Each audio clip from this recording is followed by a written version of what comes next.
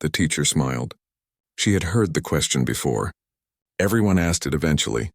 We are peaceful. We have been for 50 years. But we're peaceful because we can choose to be, not because we must be. That's the difference. What if someone attacks us again? Another student asked. The teacher looked out the window at the ships in orbit. They were sleeker now, more advanced, but still just as deadly. Then we'll remind them why humanity is not to be pushed too far. But I don't think anyone will. Because everyone remembers. Remembers what? The day the mask dropped, the teacher said. The day the galaxy learned what humanity truly is. We're not conquerors. We're not pacifists. We're survivors. And survivors do whatever it takes to protect their own. She pulled up the final image of her lesson, the memorial chamber on Council Station, 2.3 million names carved in black stone. The students fell silent as they always did when seeing it. These people died because we forgot to be prepared, the teacher said softly, because we trusted too much and defended too little. We won't make that mistake again. Not because we want war, but because we remember the cost of being unprepared for it. One student raised her hand. Miss Patterson, my grandfather says he knew someone who died on New Eden. He says we should never forget what happened.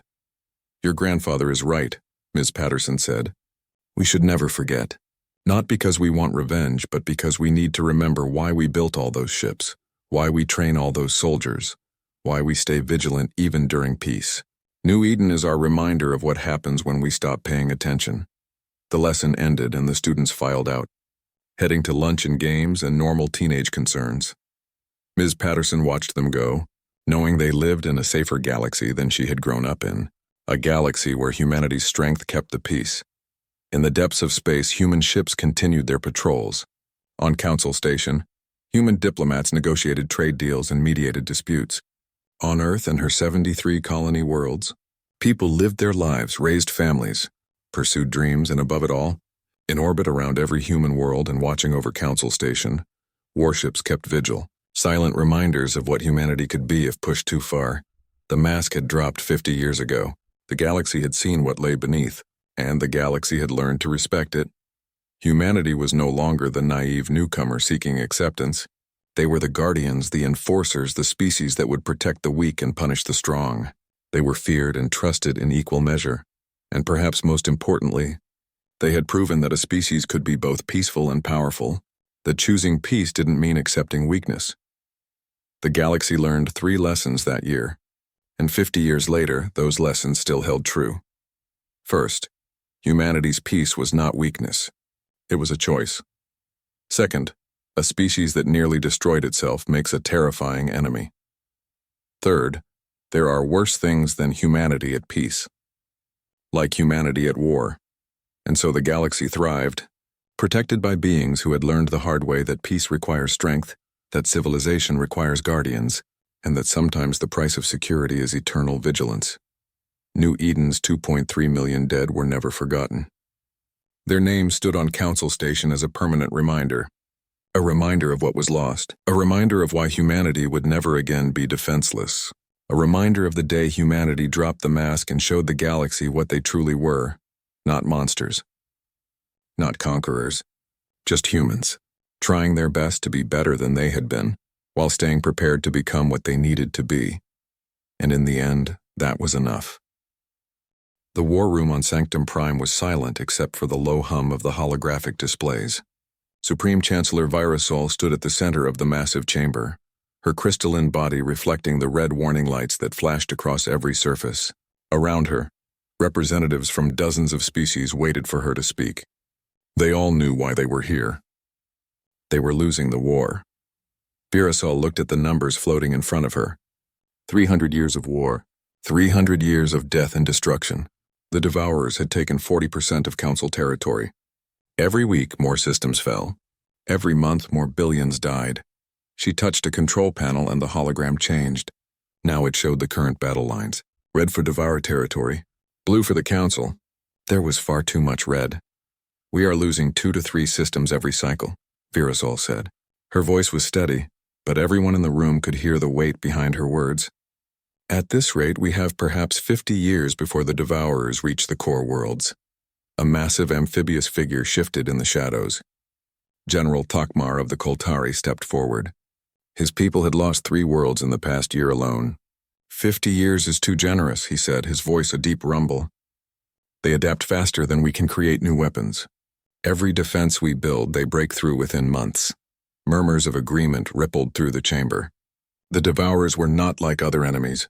They were a hive mind, a single consciousness spread across trillions of insect bodies. They learned from every battle. They evolved with terrifying speed, and they consumed everything in their path. Virasol nodded slowly. That is why I have called you here today. We have one option left. It is dangerous. It is desperate. But it may be our only hope. She gestured to a figure made of swirling gas. Scholar Kesthin of the Thren floated forward. He had been researching ancient records for months, looking for anything that might help them. His gaseous form pulsed with nervous energy. I have found something, Kesthin said. His voice sounded like wind through canyon walls.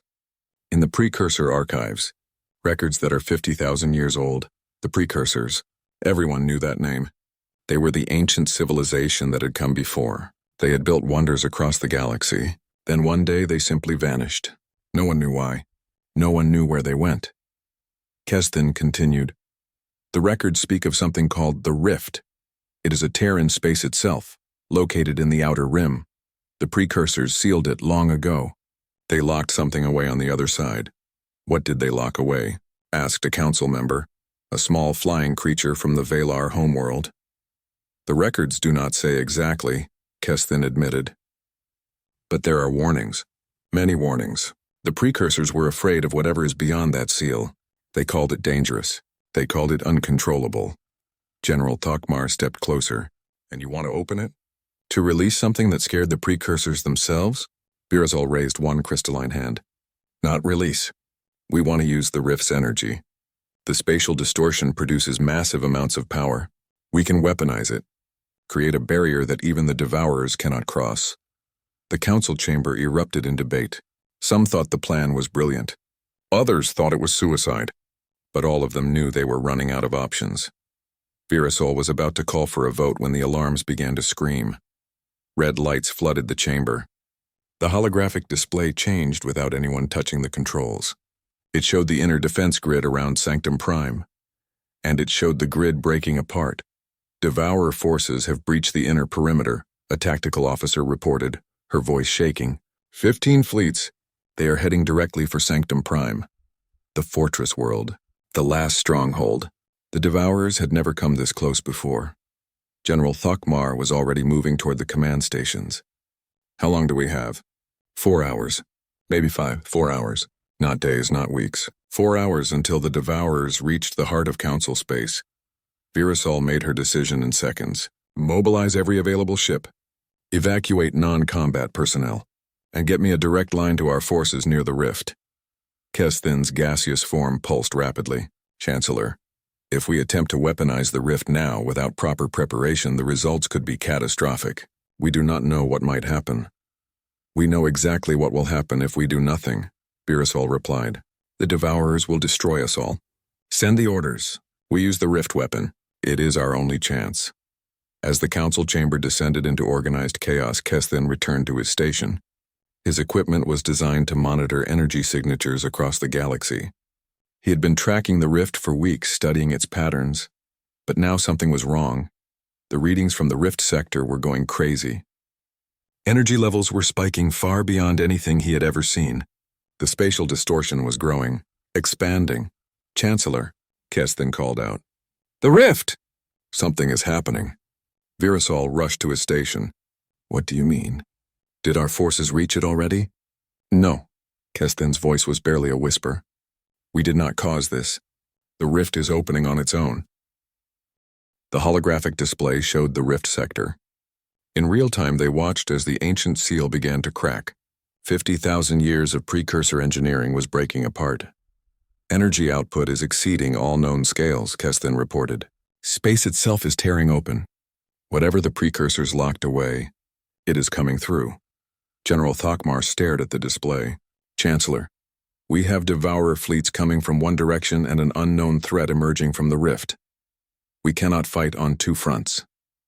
Virasol felt her crystalline structure growing cold. This was it, the end of everything. 300 years of war, only to be destroyed by something even worse. Chancellor, a communications officer spoke up. We are receiving long-range sensor data from the Rift sector. Ships are coming through, thousands of them. Devourer ships? Thokmar asked. No, sir. The design is completely unknown. Not in any of our databases. Not Devourer.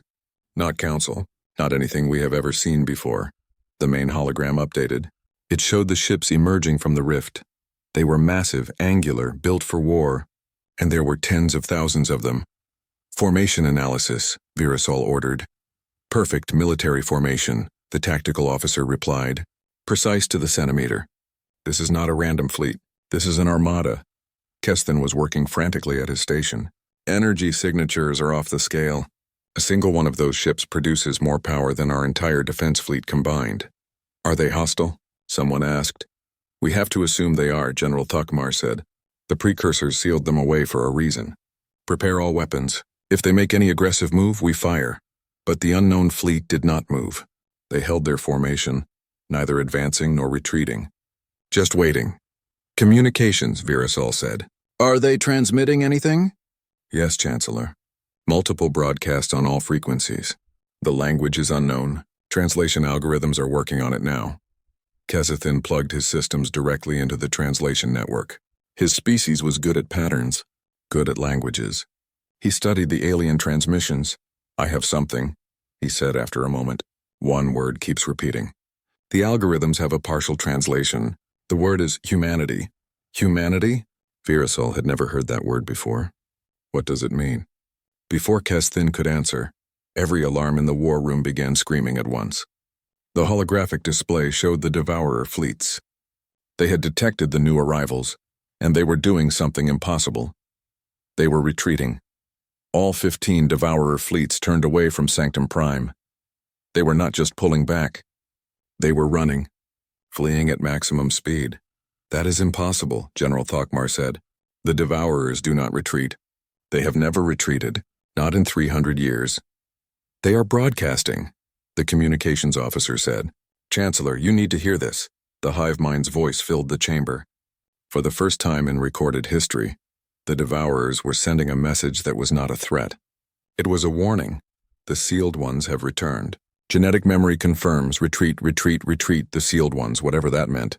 It terrified the Devourers more than anything else in the galaxy.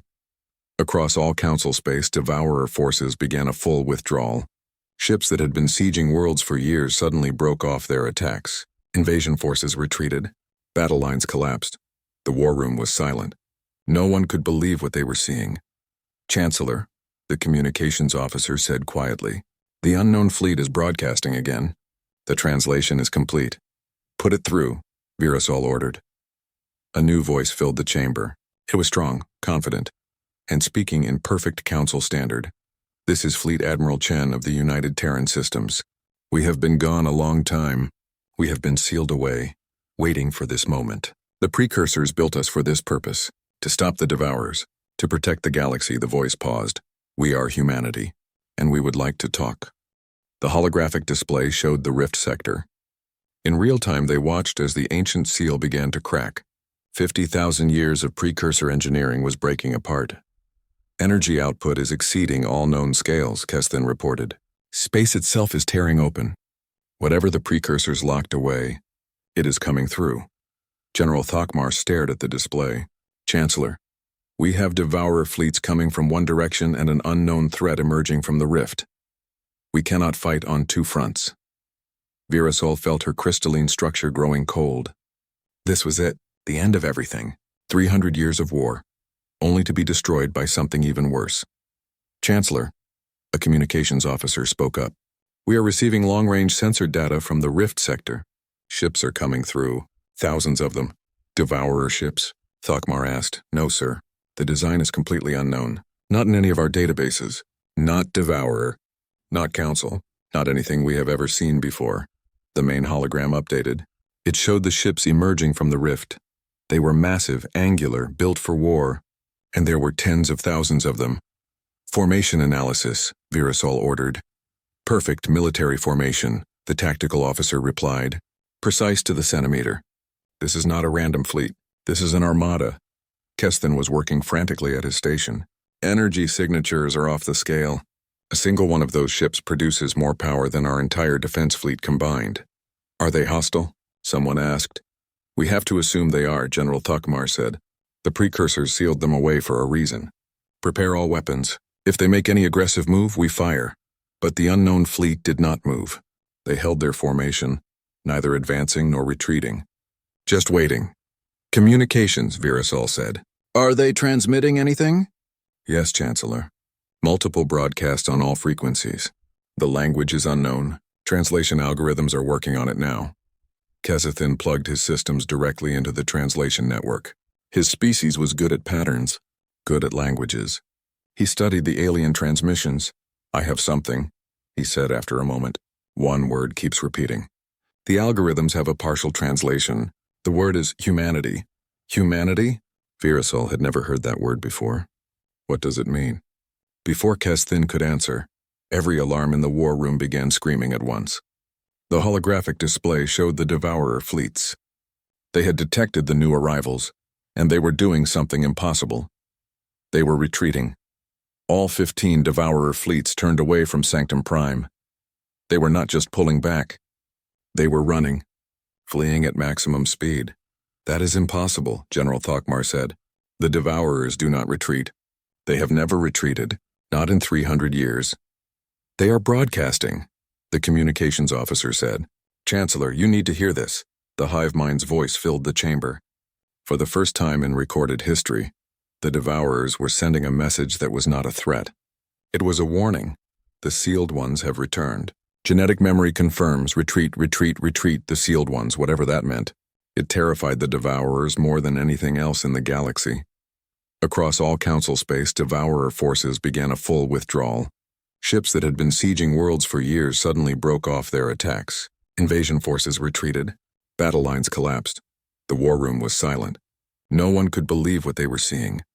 Chancellor, the communications officer said quietly, the unknown fleet is broadcasting again. The translation is complete. Put it through, Virasol ordered. A new voice filled the chamber. It was strong, confident, and speaking in perfect council standard. This is Fleet Admiral Chen of the United Terran Systems. We have been gone a long time. We have been sealed away, waiting for this moment. The precursors built us for this purpose, to stop the Devourers, to protect the galaxy. The voice paused. We are humanity, and we would like to talk.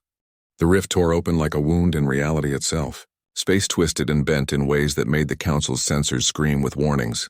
Energy readings climbed past every known measurement. Colors that had no names bled through the fabric of existence. Kesathin watched his displays with a mixture of fear and wonder. His entire life had been spent studying space and energy. He thought he understood how the universe worked. But this was something else entirely. The spatial distortion is expanding, he reported. The seal the precursors built is completely gone. Whatever was holding the rift closed for 50,000 years just stopped working. Virasol stood perfectly still, her crystalline body reflecting the chaos on every screen. Around her, the war room had descended into controlled panic. Officers shouted orders. Ships scrambled to new positions. Everyone was trying to prepare for something they could not understand. How many ships have come through? She asked. Counting is difficult, a tactical officer replied. They keep coming. Current estimate is 40,000 vessels. No, 50,000. The number is still climbing. 50,000 ships. The entire Council defense fleet numbered less than 10,000. And these unknown vessels were larger, more powerful, purpose-built for destruction. General Thakmar was studying the formations. His military training told him everything he needed to know. These were not explorers. These were not refugees. This was an invasion force, Chancellor. We must assume hostile intent, he said. We should mobilize every available ship to intercept them before they advance further into Council space. Wait. Kesathin's voice cut through the noise. They are not advancing. Look at their formation. They have not moved since coming through the rift. They are just waiting. It was true. The massive fleet held position in perfect formation. Not a single ship broke ranks. Not a single vessel moved toward Council space. They simply floated there like a storm that had not yet decided where to strike. Energy signatures? Virasol asked. Kesathin checked his readings 3 times before answering. He could not believe what he was seeing. Their weapon systems are cold, not charging, not powered up. If they wanted to attack, their weapons would be hot. That makes no sense, Thokmar said. Why bring an armada through a dimensional rift and then not use it? Before anyone could answer, the communications officer called out again. Chancellor, the Devourer fleets are still withdrawing. All of them. Every single fleet in Council space is retreating at maximum speed.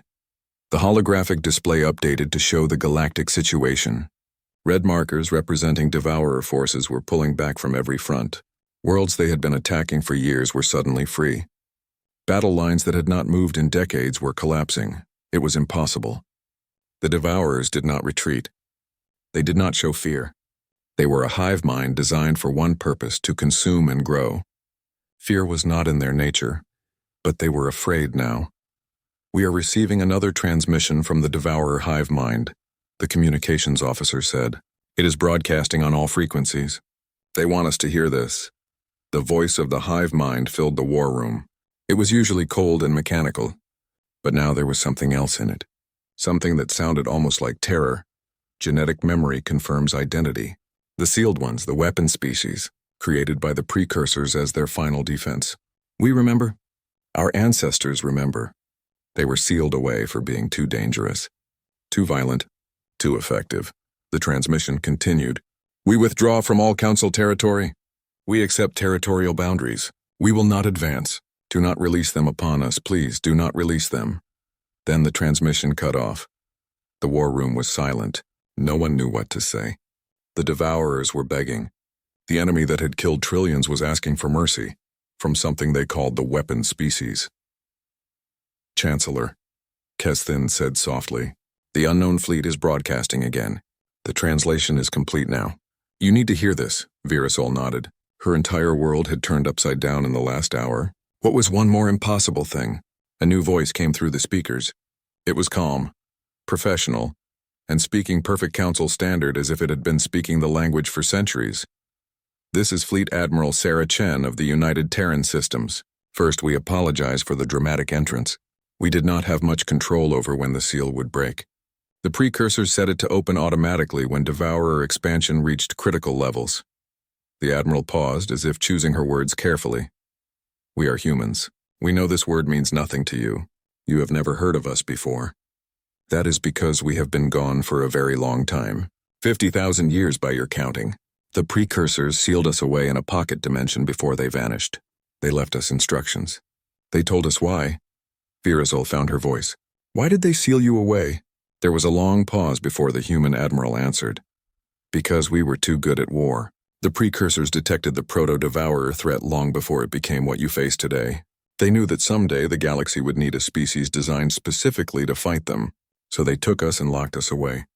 They gave us time to develop, to prepare, to become the weapon they needed.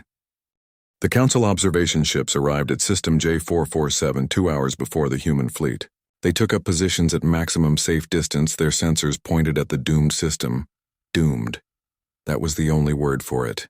3 trillion Devourers lived on that world. The system had defense stations, orbital weapons, breeding ships in constant production. The Council had tried to take it back 3 times. Each time they lost thousands of ships and achieved nothing. Now the humans were coming with just 2,000 ships. It seemed like suicide. Back on Sanctum Prime, every screen in the war room showed the approaching battle. Virasol stood at the center watching. General Thokmar was beside her. Kesthin monitored every sensor reading. The entire Council leadership had gathered to witness this moment. They were about to learn exactly what humanity could do. The human fleet dropped out of faster-than-light travel at the edge of the system. They did not slow down. They did not pause. They simply formed up into attack formations and accelerated toward the planet. Devourer forces are responding, a tactical officer reported. 5,000 defense platforms, 300 orbital stations, 15,000 patrol ships. They are moving to intercept. The Devourers outnumbered the humans 7 to 1. On every previous battle, those odds would mean certain victory for the hive mind. Human fleet is engaging, the officer said. Weapons fire detected. The first human weapons lit up the darkness of space. They were not like Council weapons. They were something else entirely. Keston watched the sensor data with growing disbelief. Those weapons, they are specifically designed to counter devourer adaptations. Look at this. Biodisruptor fields that break hive mind connections, quantum shearing torpedoes that prevent their rapid cellular division, sonic resonance cannons tuned to the exact frequency of their exoskeletons. Every weapon targets a specific devourer weakness, General Thokmar said slowly. This is not improvisation. This is precision. They planned for this exact enemy.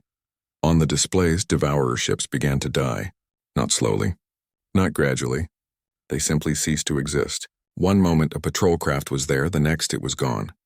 Turned to dust by weapons that understood exactly how to kill it. The defense platforms fired back.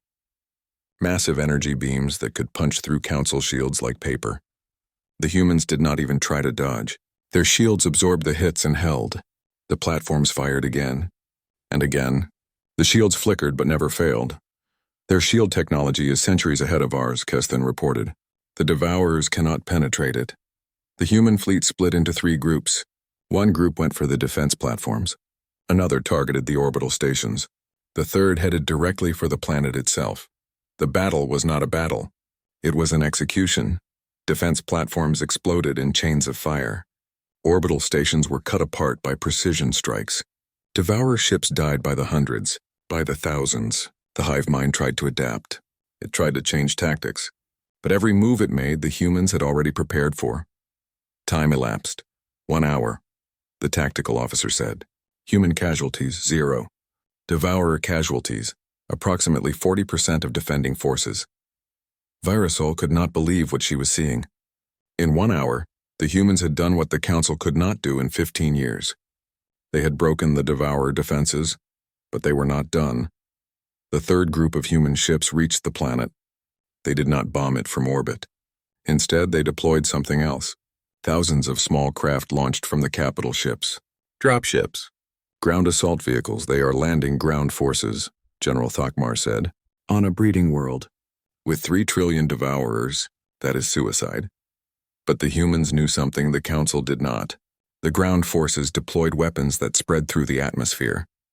Chemical agents, biological disruptors, things that specifically targeted devourer biology. Keston watched the readings change. The hive mind connection is breaking down. The devourers on the surface are losing coordination.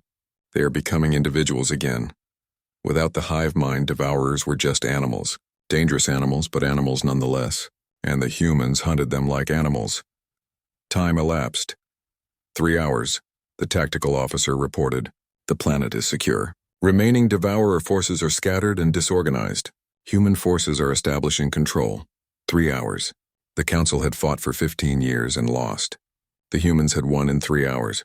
Final casualty report, the officer continued. Human losses, 47 ships damaged, 4 destroyed. Personnel losses, approximately 12,000. Devourer losses, total. The system is liberated. The war room was silent. 12,000 human dead sounded like a lot. Until you remembered that 3 trillion devourers had died. Until you remembered that the Council had lost millions trying to take this same system. A communication came through from Admiral Chen. Her hologram appeared in the center of the war room. She looked tired but satisfied. System J447 is yours again, Chancellor Virazol. We will maintain a garrison until your forces can take over. Consider this a demonstration of our capabilities and our intentions. We are not here to conquer. We are here to help. Virazol found her voice. Admiral Chen, what you just accomplished? The Council has been fighting this war for 300 years.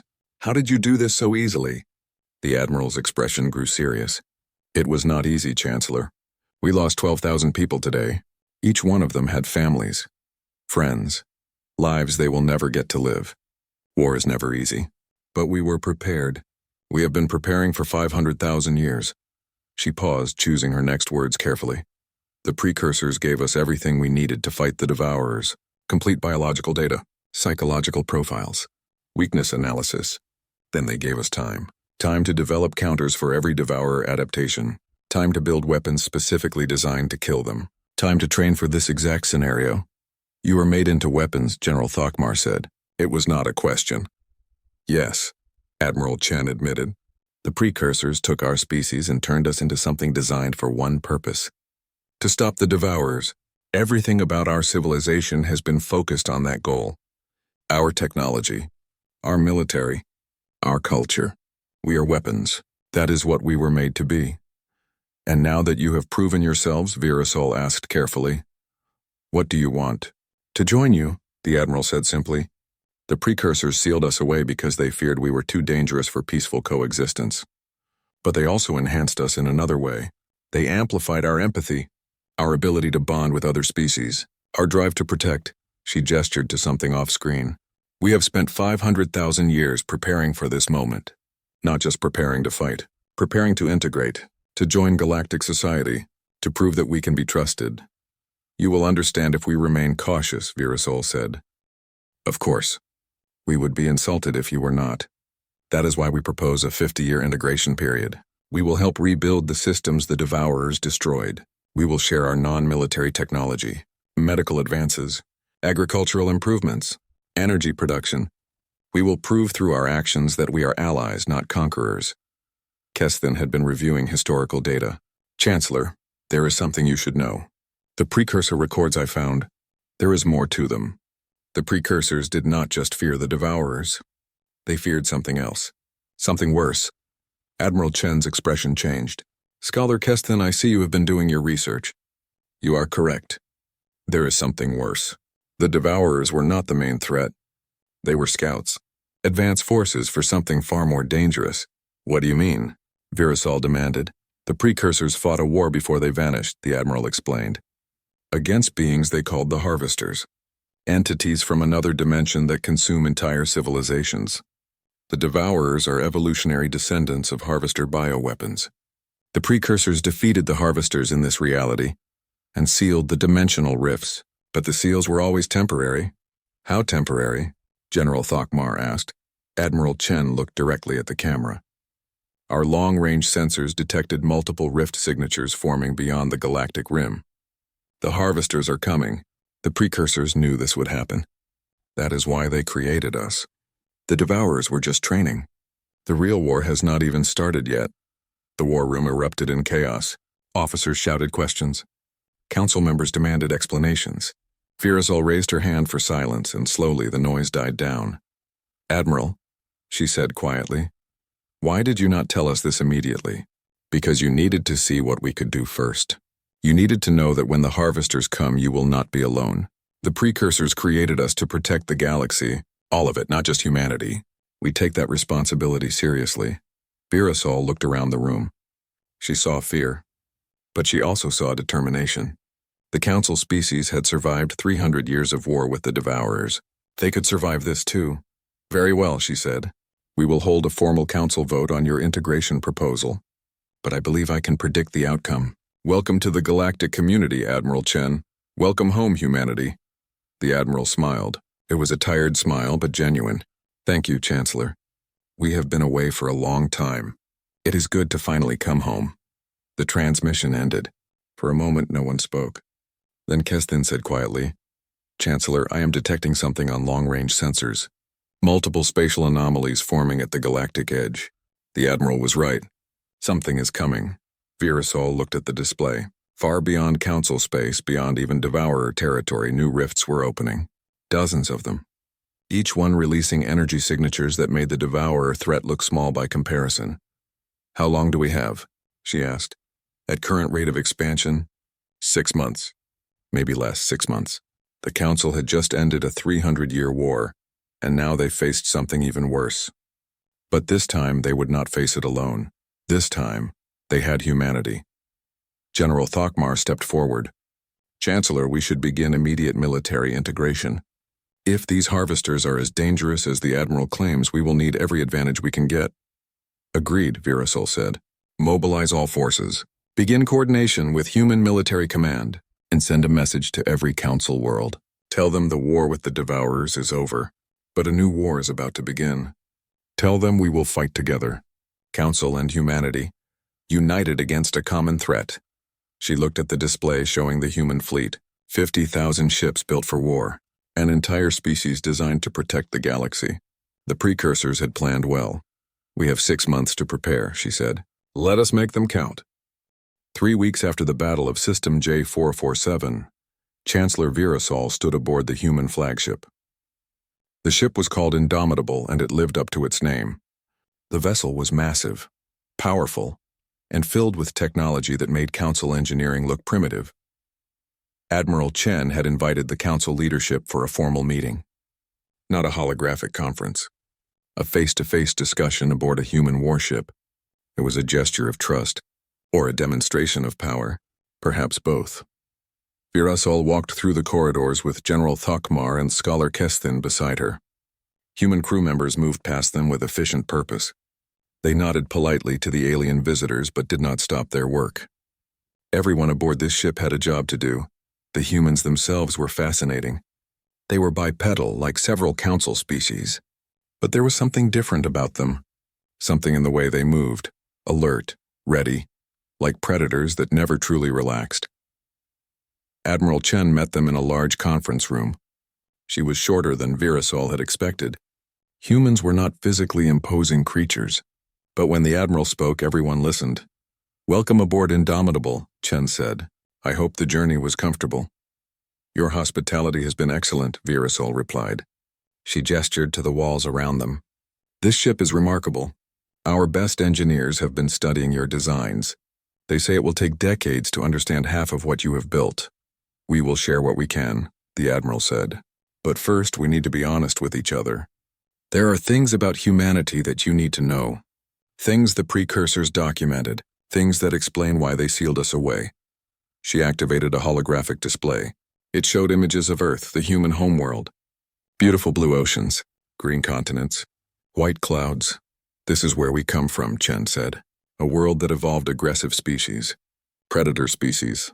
Humanity developed in an environment where survival meant constant competition. We learned to hunt, to fight, to win at any cost." The hologram changed to show human history, wars, conflicts, weapons development spanning thousands of years. "The precursors found us 50,000 years ago," the Admiral continued. "We were already spacefaring, already expanding, already looking for new worlds to colonize. They studied us extensively, and they realized we had certain characteristics." General Thokmar leaned forward. "What kind of characteristics?" "Extreme pack bonding," Chen said. "Humans form emotional attachments easily, not just to other humans, to other species, to animals, to ideas. Once we bond with something, we will die to protect it." She gestured to another display. "Persistence hunting. Human ancestors would chase prey for days until the animal collapsed from exhaustion. We do not give up, ever. We apply this same mentality to warfare, to problem solving, to everything we do." "Pattern recognition," the Admiral continued. "Humans are exceptional at seeing patterns, at predicting what will happen next. In combat, this makes us dangerous. We can anticipate enemy movements before they happen." Kesthin studied the data. "The precursors saw you as a threat to galactic stability." "Yes," Chen admitted. "Their psychological profile concluded that humanity would either unite the galaxy through cooperation or destroy it through conquest. We were unpredictable, dangerous, and we had one more trait that worried them." "What was that?" Virasol asked. "Weaponization," the Admiral said quietly. "Humans can turn almost anything into a weapon. Give us any technology and we will find a way to weaponize it. It is not malicious. It is just how our minds work. We see tools and we see potential weapons." She looked directly at Virasol. "The precursors concluded that if humanity joined the galactic community in our natural state, we would destabilize everything. Wars would break out. Alliances would crumble. The peaceful cooperation they had built would collapse. So they sealed you away," General Thokmar said, "to protect the rest of us." "Initially, yes," Chen agreed. "But then they detected the proto-devourer threat. They realized the galaxy would eventually face an enemy that required violence to defeat. An enemy that could only be stopped by a species designed for war. So they changed their plan." The hologram showed the precursor seal, the pocket dimension where humanity had been trapped. "They sealed us away not to protect you from us," the Admiral said. "They sealed us away to prepare us, to give us time to develop, to turn us into the ultimate weapon against the devourers, and to make one critical modification." "What modification?" Kesthin asked. "They enhanced our empathy," Chen said. "They took our natural pack bonding instinct and amplified it. Made it stronger. made it apply to all intelligent species, not just humans. We are still warriors. We are still dangerous. But now we have an overwhelming drive to protect others, to sacrifice ourselves for the greater good. She paused, letting that sink in. The precursors turned us into weapons, she said, but they also turned us into protectors.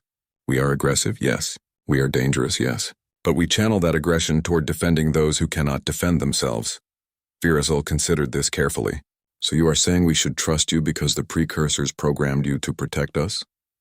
No, Chen said firmly. You should trust us because we have had 500,000 years to prove ourselves. Inside our sealed dimension, we built entire civilizations. We developed cultures. We created art and music and literature. We had our own conflicts and our own wars. But we also learned to work together, to sacrifice for each other, to value life. She brought up more data. We knew that eventually the seal would break. We knew we would return to the galaxy. We spent millennia preparing for that moment. Not just preparing to fight, preparing to integrate.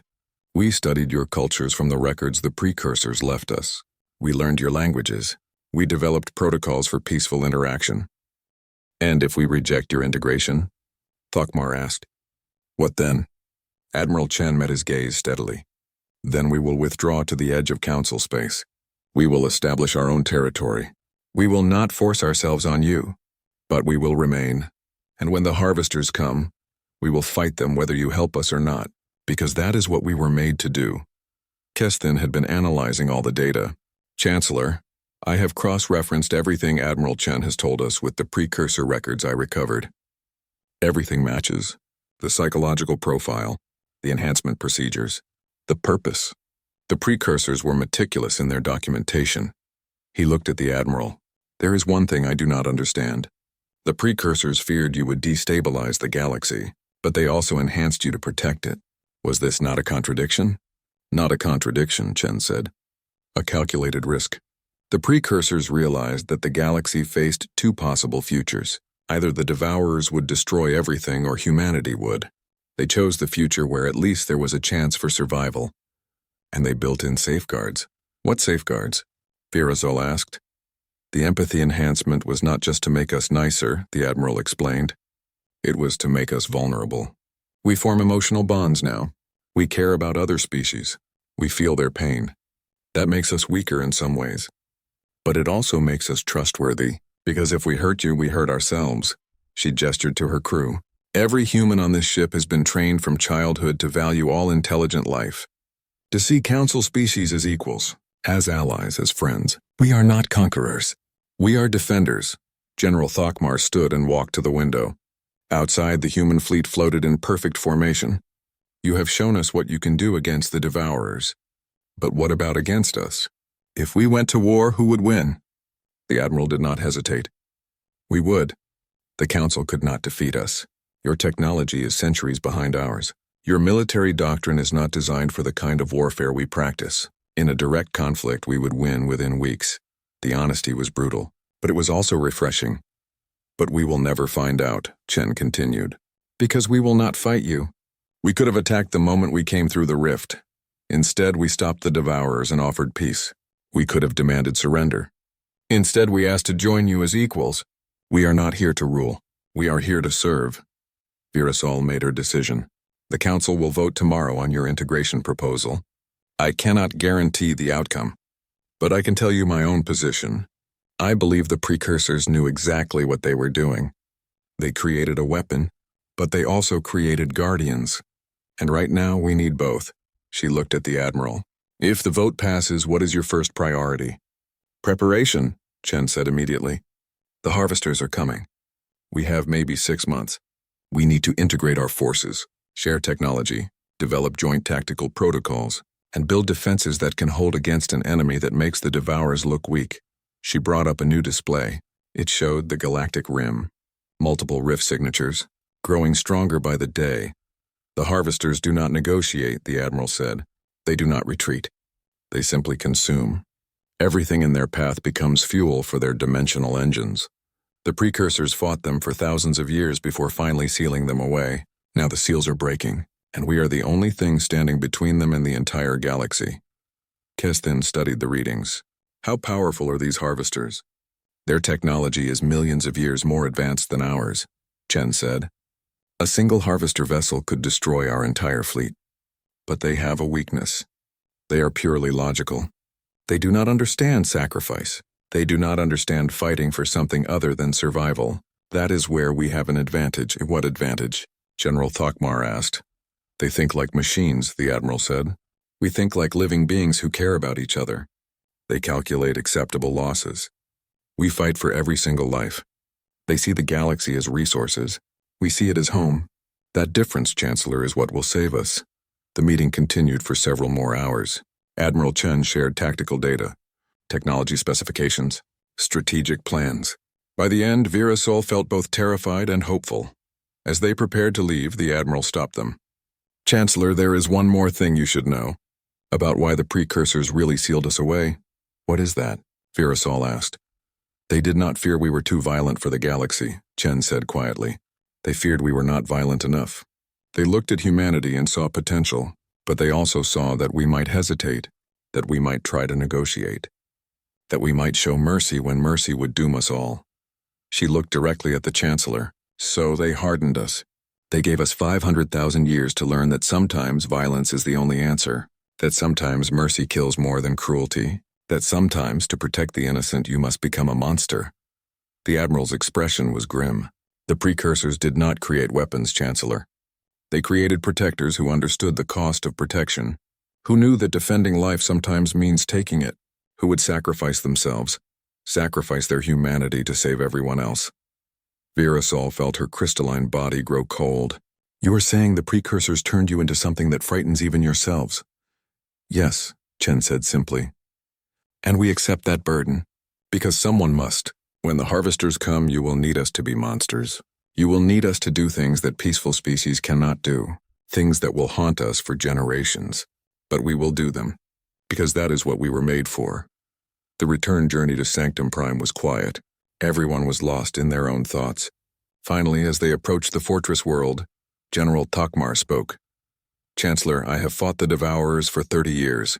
I have seen friends die, worlds burn, children consumed, and I never hesitated to kill them. But the humans, they have killed far more than I ever have. Yet they seem to feel each death. How is that possible? Virasol thought about it. Perhaps that is what makes them different. We fight because we must. They fight because they choose to. Every death weighs on them, but they carry that weight anyway. Then they truly are guardians, Keston said, not because they do not feel, but because they feel everything and fight anyway. The next day the council voted. It was not unanimous. Some members feared humanity's power, others questioned their motives. But in the end, the vote passed. Humanity was officially integrated into the Galactic Council, and just in time. Because deep in space beyond the galactic rim, the first harvester ships were beginning to emerge. The harvesters came in silence, no warnings, no declarations, no demands. 3 solar systems simply went dark. One moment they were there. The next moment, nothing, no stars, no planets, no life, just empty space where billions had lived. The war room on Sanctum Prime erupted in chaos. Officers shouted reports. Screens showed the impossible. 3 entire star systems erased from existence. Energy signatures detected, Keston reported. His gaseous form pulsed with distress. They match precursor records. The harvesters have arrived. Virasol felt fear unlike anything she had experienced before. The Devourers had been terrifying, but they were understandable. They consumed planets slowly. They left ruins behind. These harvesters were something else. They did not consume. They erased. They turned entire solar systems into nothing. Get me Admiral Chen, she ordered. The Admiral's hologram appeared within seconds. She looked tired. Chancellor, we detected it. The harvesters have begun their assault. How many systems have they hit? 3 so far. All on the galactic rim, all completely destroyed. Admiral Chen nodded grimly. That matches the precursor records. The harvesters test defenses first. They probe for weaknesses. Then they commit their full forces. We have perhaps 12 hours before the main assault begins. 12 hours. General Thokmar stepped forward. That is not enough time to evacuate. Not enough time to prepare. We need more time. We do not get more time, Chen said. The harvesters do not give second chances. We fight now with what we have. or we lose everything. Virasol looked at the tactical display. The human fleet was already moving. 50,000 ships accelerating toward the galactic rim. The Council fleet followed. 10,000 ships, smaller, weaker, but determined. "What are your orders, Admiral?" she asked. "Full military integration. Immediately. Council ships will form defensive lines. You will protect the core systems. Human forces will engage the harvesters directly. We will buy you time to evacuate civilians and establish fallback positions." "You cannot fight them alone," Thokmar protested. "Even with your technology, you will be overwhelmed." "We know," Admiral Chen said quietly. "But that is what we were made for. The precursors created us to be the shield, to stand between the darkness and the light, to sacrifice ourselves so others can live." She looked directly at Virasol. "Chancellor, the Council species are peaceful. You build, you create, you nurture life. That is beautiful. That is worth protecting. But fighting the harvesters requires something you cannot give. It requires warriors who have spent 500,000 years preparing to die." The transmission ended. The human fleet continued its advance, every ship moving toward certain death. "No," Virasol said suddenly. "No, we will not let them do this alone." General Thokmar looked at her. "Chancellor, our ships are not designed for this kind of warfare. We will only slow them down." "Then we slow them down," Virasol said firmly. "But we stand together. The humans have sacrificed for us already. Now it is our turn to sacrifice for them. Send the order. Full fleet advance. We fight beside humanity." Kestin looked up from his displays. "Chancellor, I am detecting something unusual. The humans are broadcasting a new signal. It is a neural interface protocol. They are offering to link our minds together." "What does that mean?" Thokmar asked. "It means they are sharing their tactical network with us," Kestin said. "If we connect, we will be able to coordinate at speeds impossible through normal communication. We will think together, fight together, act as one unified force." Virasol did not hesitate. "Connect us. Every ship, every mind. If we are going to do this, we do it together." The connection happened in an instant. Suddenly Virasol could feel millions of minds linked together. Human minds, Velar minds, Thren minds, Koltari minds. Every species in the Council and humanity, all thinking as one. The sensation was overwhelming. She could feel Admiral Chen's determination, General Thokmar's courage, Kestin's curiosity, and beneath it all millions of human minds united in one single purpose: protect the galaxy. The empathy network, Admiral Chen's voice echoed through the connection. The precursor's final gift to us. When they enhanced our empathy, they gave us the ability to share it, to link minds across species, to fight as one being with billions of bodies. The combined fleet reached the galactic rim, and there, waiting for them, were the harvesters. They were massive.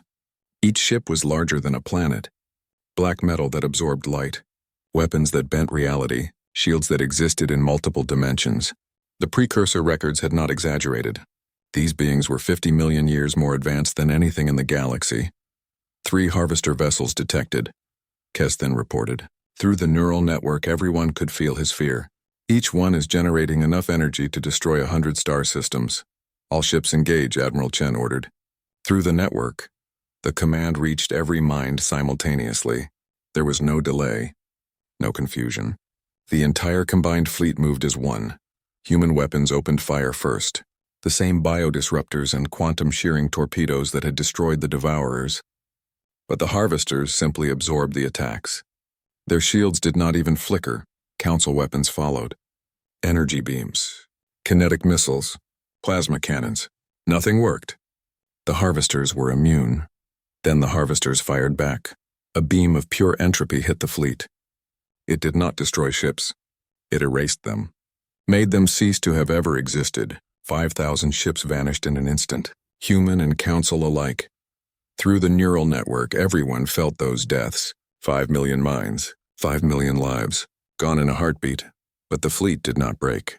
The neural network held. The pain of those deaths was distributed across billions of minds, shared, carried together. "Adapt," Admiral Chen commanded. Through the network, human minds began analyzing the harvester weapons. Pattern recognition working at impossible speeds. Millions of minds thinking as one. "There," Kestin said. "I see it. The entropy beam has a 1.3-second charge time. If we can predict where they will fire, we can move. Precognition protocol, Chen ordered. Use human pattern recognition. Predict their firing solutions. Move before they shoot. The fleet began to dance. The harvesters fired. But the ships were already moving, dodging weapons that moved at the speed of light. Because billions of minds working together could predict where those weapons would fire, it was not enough. The harvesters adapted. Their firing patterns became random, unpredictable. More ships died. Thousands. Tens of thousands. Through the neural network, Virasol felt every death. Human crews burning in their ships, council soldiers suffocating in the void, but she also felt their courage, their determination, their refusal to surrender.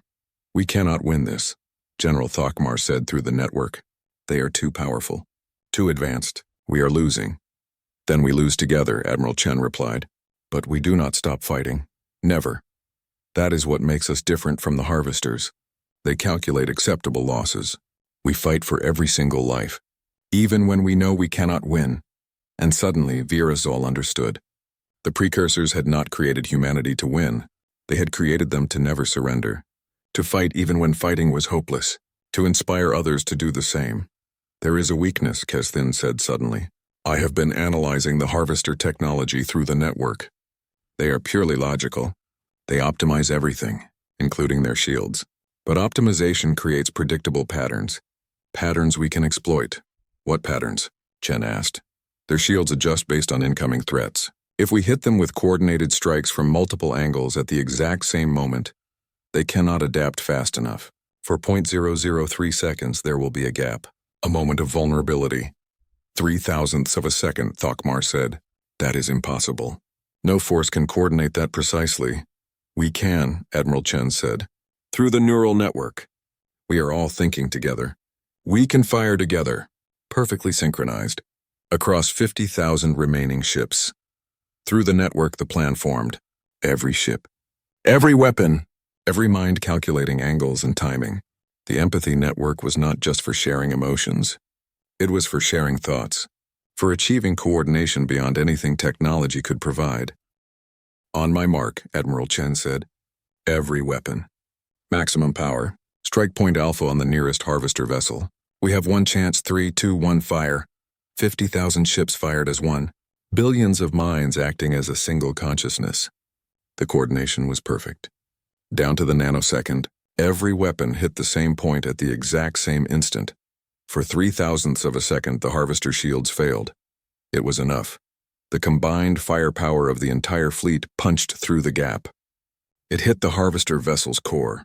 And for the first time in 50 million years, a harvester ship died. The explosion lit up space like a newborn star. When it cleared, one harvester vessel was gone. But two remained. And they were adapting, already adjusting their shields to prevent the same attack. Again, Chen ordered. Different strike points. Different timing. They adapt, we adapt faster. The fleet attacked again, this time hitting two harvester ships simultaneously. Different angles. Different timing. Synchronized through billions of linked minds, both ships died. The battle was over. 3 harvester vessels destroyed. But the cost was staggering. 40% of the human fleet was gone. 60% of the council fleet. Millions dead. Through the neural network, Virasol felt every loss. Every death. Human and council minds vanishing from the collective consciousness. It hurt worse than anything she had ever experienced. But they had won. Long-range sensors are detecting movement, Kesthin reported. The remaining harvester ships are withdrawing. They are closing the dimensional rifts. They are retreating. Admiral Chen's voice was barely a whisper through the network. They retreated because they faced something they could not understand. Unified consciousness, billions of individuals willing to sacrifice for each other. They are machines. They cannot comprehend that, and what they cannot comprehend, they cannot defeat. The Admiral's ship had taken heavy damage. Medical teams were working frantically. Through the network, Virasol could feel Chen's pain. Critical injuries. Minutes left, Admiral, Virasol said. Hold on, help is coming. No need, Chen said. Through the network, her thoughts were clear. She was not afraid. Not regretful. Just satisfied. This is what we were made for. To stand between the darkness and those who create light. We fulfilled our purpose. You did more than that, Virasol said. You showed us what we could be, what we could achieve together. Admiral Sarah Chen smiled. Her last thoughts echoed through the neural network. Thoughts of pride, of hope, of peace. And tell them, she said. Tell everyone. The precursors were right. Humanity's darkness is what allows us to protect the light. Our willingness to become monsters is what keeps everyone else from having to. We are the shield. Always. Forever. Then she was gone. The neural network held for a moment longer, then gently it began to dissolve. Minds separating. Returning to individual consciousness. But something had changed. Every being who had been part of that connection was different now. They had experienced unity. They had felt what it meant to truly be one. The weeks that followed were difficult. Humanity rebuilt. The Council rebuilt. Together they created new defenses, new weapons, new strategies for when the harvesters returned. Because everyone knew they would return, but they would face them together. On Earth, humanity's homeworld, a memorial was built. It listed every species, every ship, every life lost in both wars, the Devourer War and the First Harvester Incursion. Millions of names, billions of stories. At the center of the memorial stood a crystal pillar, Valor-made. Inscribed in every galactic language, here stood humanity. Here stood everyone. Here we stood together. Chancellor Virasol visited the memorial on its opening day. She touched the crystal pillar and remembered Admiral Chen. Remembered the feeling of billions of minds united. Remembered what they had accomplished together. General Thokmar stood beside her. The precursors knew what they were doing. They created weapons, yes, but they also created something more important. They created hope. Keston floated nearby, his gaseous form peaceful. My research into precursor records is complete. I found their final message. It was hidden in the deepest archives. Would you like to hear it? Virasol nodded. Keston projected the message. Ancient precursor text, translated into Council Standard. To our children across the stars, to the species we leave behind, we have done something terrible. We have created weapons from living beings. We have turned a peaceful species into warriors. We have condemned them to carry the burden of violence so others do not have to. We are sorry. We had no choice. The darkness is coming. The harvesters cannot be reasoned with, cannot be negotiated with, can only be fought, and someone must do the fighting. We chose humanity because they had the capacity for both violence and love, for both destruction and protection, for both war and peace. We enhanced them, shaped them, prepared them, but we also gave them a gift, the ability to share their burden, to connect with others, to never fight alone, because the greatest weapon against the darkness is not technology, not power, not strength, it is unity, standing together, protecting each other. That is what will save you. Not humanity's weapons, not their ships, not their technology, but their willingness to sacrifice everything for others, and your willingness to stand beside them. We are gone, but humanity remains. Use them wisely. Protect them, because they are the shield that protects the galaxy, and shields must be cared for or they will shatter. Farewell. May you survive what we could not. The message ended. For a moment no one spoke. Then Virasol looked up at the sky. In orbit, the combined fleet maintained eternal watch. Human ships and council ships flying together. A unified defense force. Because deep in space, beyond the galactic edge, sensors detected new activity. More rifts forming. The harvesters would return. They always did. But this time, the galaxy had its weapons. They were called humanity. And they would never stand alone again. Years later, a young human child asked her grandmother about the wars. The old woman smiled and pointed to the memorial. We were made to fight, she said. The precursors shaped us into weapons. But they also gave us something more important. They gave us purpose. We fight so others do not have to. We carry the darkness so others can live in the light. That is what it means to be human. Does it hurt? The child asked. Every day, the grandmother admitted. Every death weighs on us. Every battle scars us. But we carry it together, humanity and the Council. All of us sharing the burden. She looked at the crystal pillar. Admiral Chen's name was there, along with millions of others. We are the shield, the grandmother said, and shields do not break. They endure. For everyone, forever. Above them, in the peaceful blue sky of Earth, ships passed overhead. Human ships, Velar ships, Thran ships, Koltari ships, all flying together, all protecting together. The true war was just beginning. But the galaxy was ready, because they had humanity, and humanity had them.